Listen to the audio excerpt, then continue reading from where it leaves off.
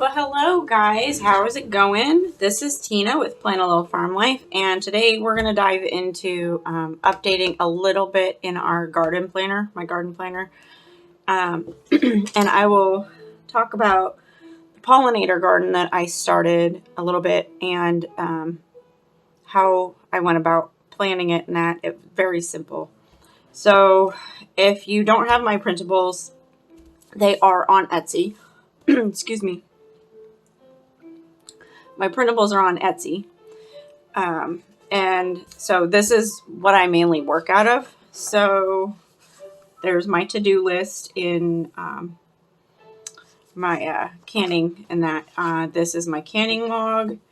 So I do this every year. And then so I'm going to add this because I need to add a few things here. And all I do is put the date, and I'm just going to put April because I don't remember exactly when I did it. And this is not necessarily, well, I guess it is canning, but I also put on things that like I stock up on kind of a thing. So like we did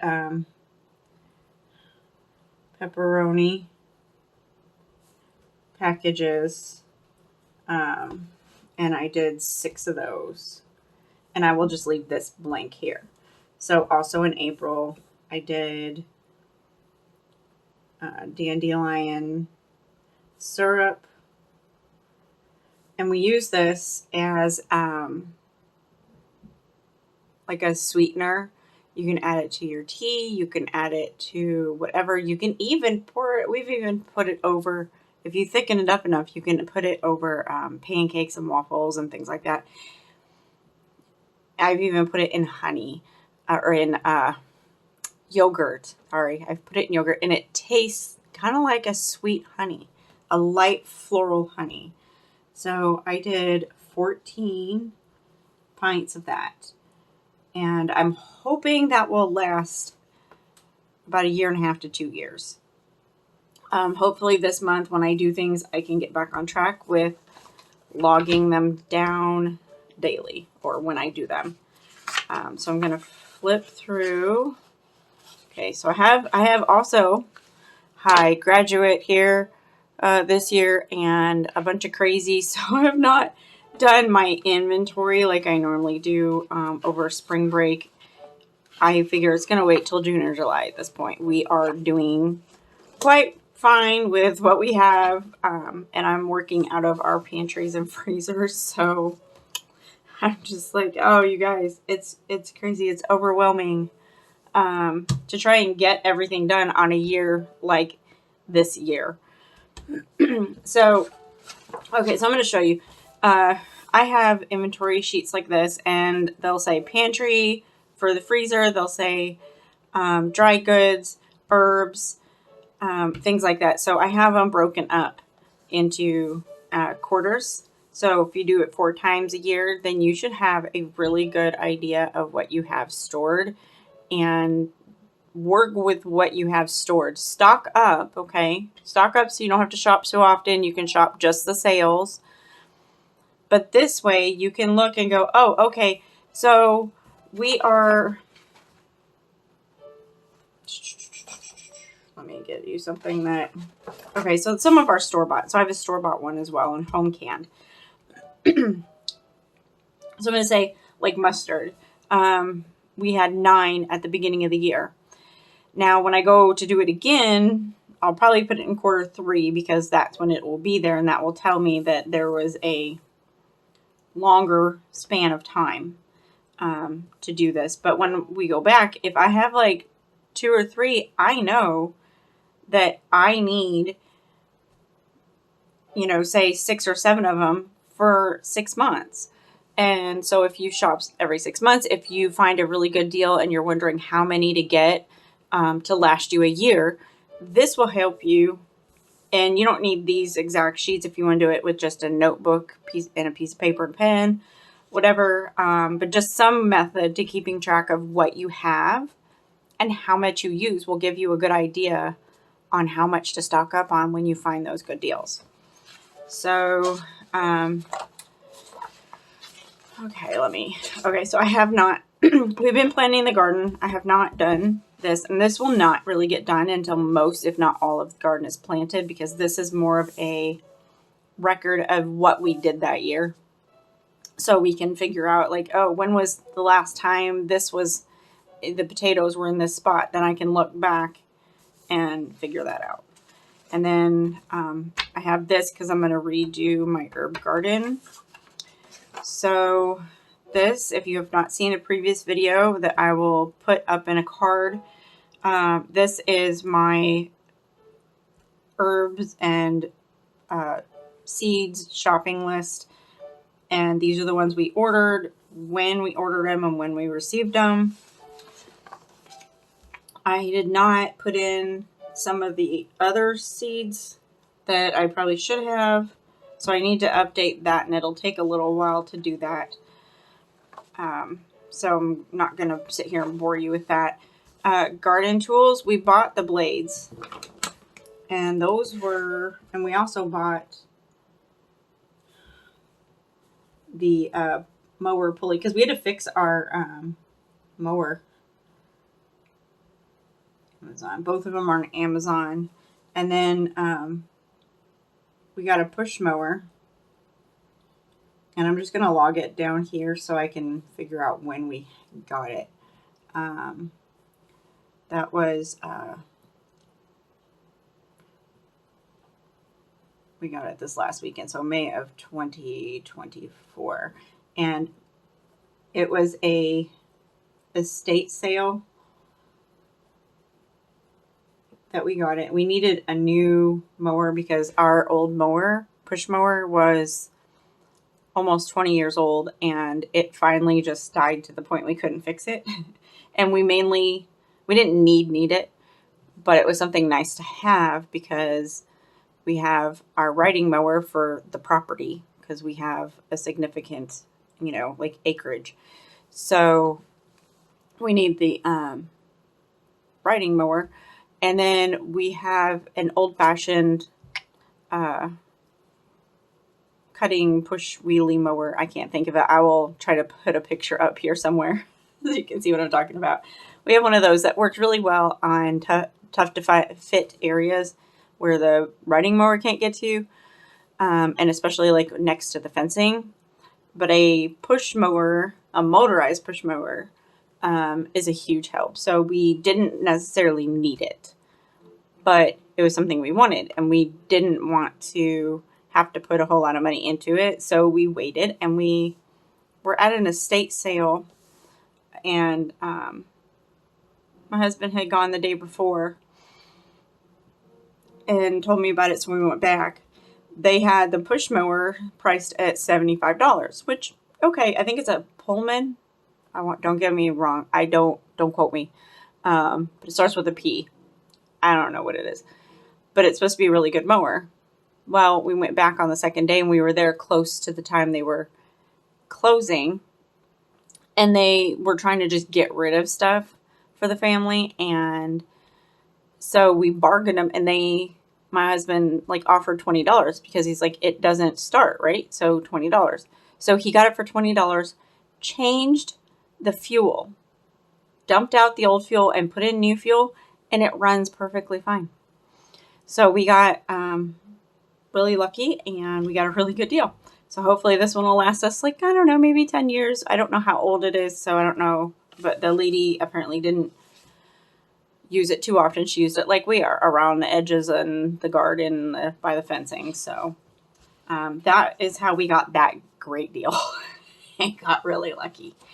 So as far as planting and transplanting, this is my tracker. Excuse me, I had to reach across. This is my tracker for that. And this is new for us. This is new in this house. So we have had, we've had animal problems.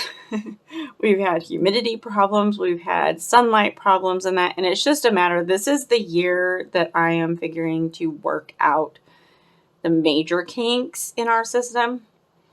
And currently the plants, the sprouts have been transplanted for the most part, and they are in the garage under grow lights because the temperature has raised up enough to be okay out there. I'm going to show you how I intend to use these. So normally you would have this is how many cells, like those little plant starter things, how many cells that I started. So sometimes you'll see the transplant number higher because more than one came up in a cell and I split them because they're going to be pretty decent sized plants. So the San Marzanos, if you're new, the cats ate the leaves off of, I want to say 75% of my tomato starts. Very, very upset and annoying.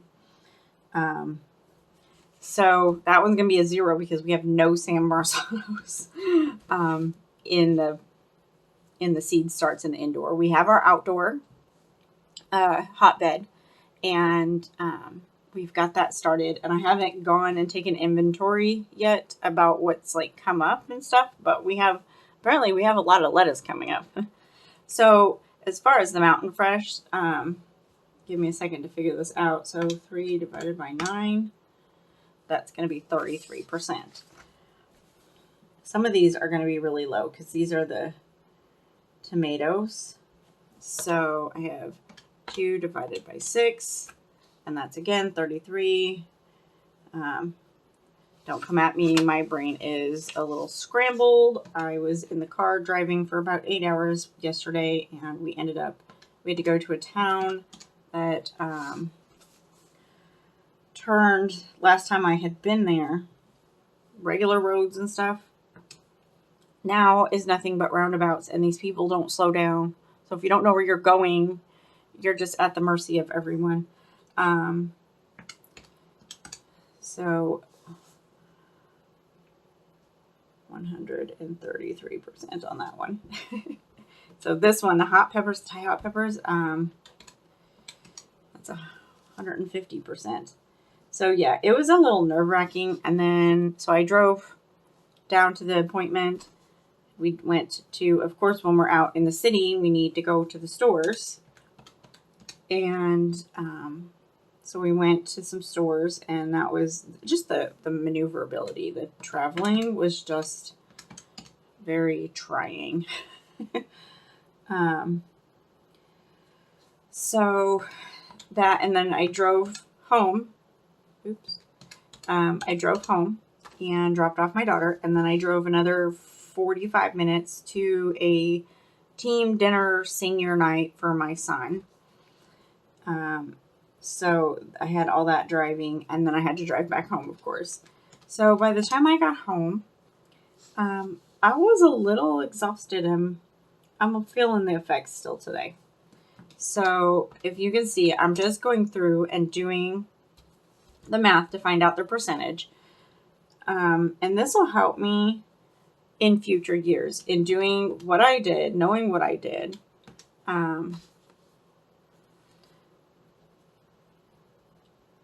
It'll give me an idea of what I did and how, like, obviously I will remember, and I have notes about the cats taking out a lot of the tomatoes.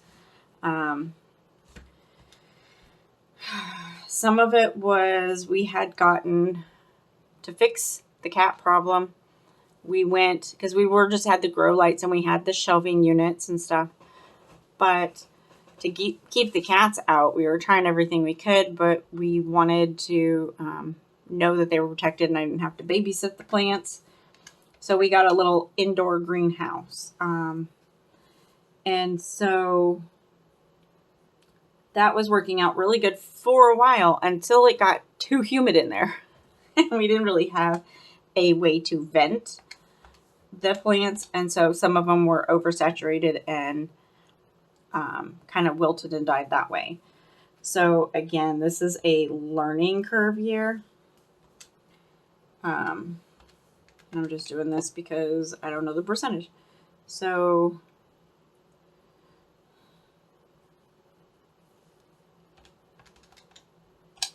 yeah, that's what I thought.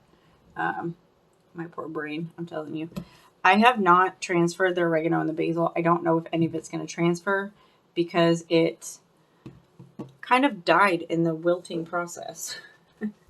And that, so it just, that's the way it's been. We're just going to have to learn as we go. So I'm going to show you some of the other pages that I have.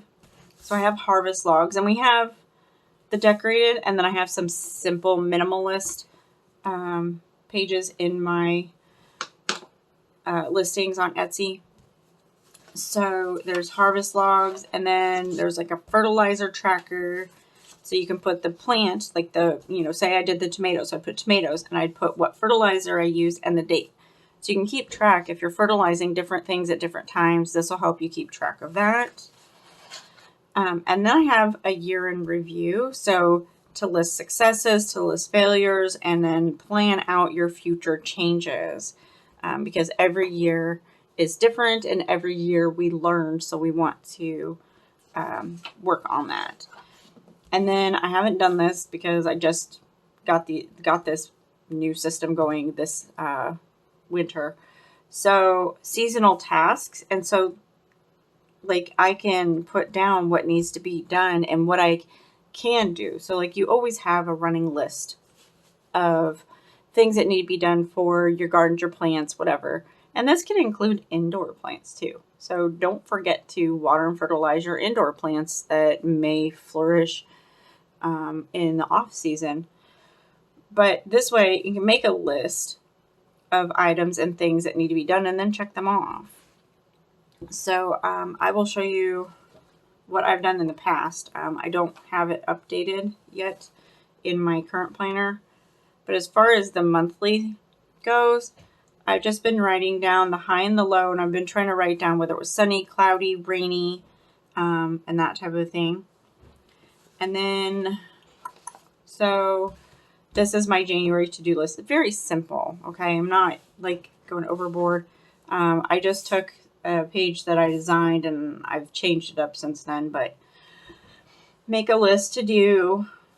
I left a box here because I wasn't sure what I was doing with that. And then this is what I have done. Like February, I didn't write anything down, but I know I did stuff. So you can see nothing too fancy. And then, of course, May, I need to obviously take this out and put it in my daily planner because I have not, see, there's just that page. And I just take an old, this is a color block that I got on clearance last year. So I just take the old color block, and it was an 18 months. So I took this current year's, and that's what I'm using for my garden. So I don't have to redate or anything. And I really don't, as you can see, I don't decorate. This is just a factual thing. And then I just take this, and when I put it in my day planner, I glue this. I tape this down to here so I don't have that on the back, and I can just use it to make my monthly checklists and stuff. And when I start harvesting and that, then I will obviously be changing that up to reflect specific dates and things. So I just wanted to go over this with you, and I'm going to go over quickly with you because I'm not going to go into great detail about all of this. But my pollinator garden, I had to figure out a method because it's going, you always want to plan out your garden, so don't get me wrong, but this is going up against the house, kind of, it's like butting up against the house, so it's a half circle. So I had tried to, my goals here were to not plant two things that bloomed at the same time right next to each other. So I wanted to have blooms like in different areas. And also I wanted the taller growing plants towards the back so you could see the smaller ones. So I just took what I had and listed them out here. And I will be transferring this information into my garden planner eventually.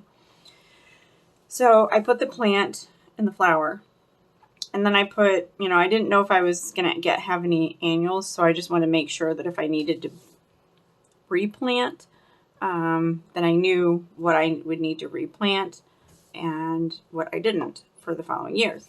And then I also thought, okay, so I took care of the height. And then I wanted to see if I had things that grew about the same height. I was going, and bloomed about the same time. I didn't want, like, because my brain needs the colors to be variant and separate. So I listed out the colors, and then I listed out the peak bloom time. Now, this isn't the time that they grow. This is the time that they are at peak bloom. And so you'll see here,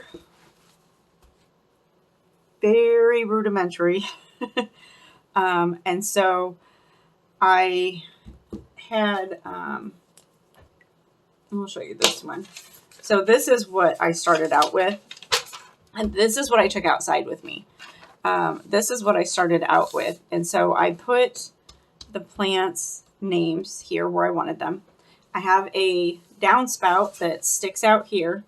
And I have a bird bath that the base of it's kind of busted. So the top came off.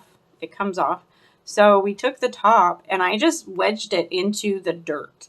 And I have a spout that leads straight to the bird bath. So anytime it rains, it's going to replenish the bird bath and clean it out. Now you might say, why do you have a bird bath and why is it down that low? Well, the bees and butterflies and critters need water source, and we don't have a water source up front. So I wanted to offer this for them because this is mostly for pollinators.